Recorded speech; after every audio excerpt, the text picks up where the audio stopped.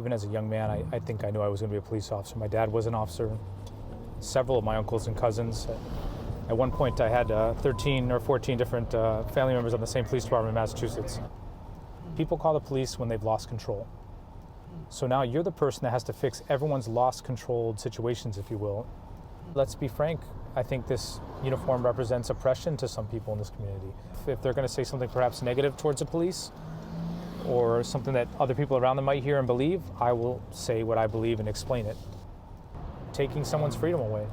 It's a very real, serious thing to put someone in handcuffs and take them to jail. It's a huge responsibility. I like to be pretty open with people because I want people to be reminded that I put my pants on one leg at a time in the morning. I fight with my wife. I yell at my kids when they don't do their homework right. Everything that other people do, I do as well, you know. And sometimes when you fill a certain job, you are embarrassed to admit that you do those things. You don't want, when we come out here and put this uniform on, we got to kind of be a faceless person. About 3 months ago, my wife brought a rabbit home, a baby rabbit that she got in an alley in Los Angeles from somebody. And we named the rabbit Basil. But it was only Basil for like 2 days, so I started calling it Bun Buns, which is so stupid. But everyone calls the rabbit Bun Buns now, and it got huge. When we go into a room like that where you have to put your guard down a little bit, as long as I'm told by people whom I trust, and I do trust Center for Counsel, that they're not going to invite somebody in there with some negative intent, I can let my guard down and be more honest with people and real, share an email address, my phone number, because I trust them. I came to this because I really wanted to have what I always hear on the news and on TV as that honest dialogue that we really never end up having because nobody really wants to have it because it's so uncomfortable. So I will promise all of you to do my best today to be honest with everyone, even if it hurts.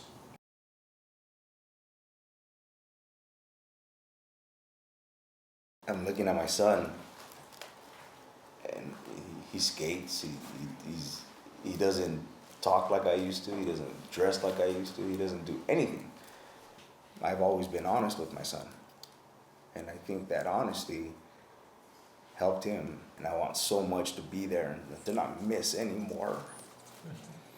And it's hard. It's hard to be here without them.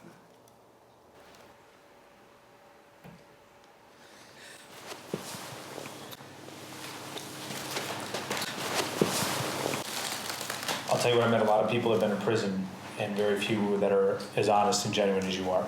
And it doesn't mean that they're not out there, it just means I haven't spoken to them. And I believe so much in redemption for everybody that if they really want it, it's possible. And it's nice to see what I really think is a genuine representative of that. Just want to say thanks. That meant a lot to me.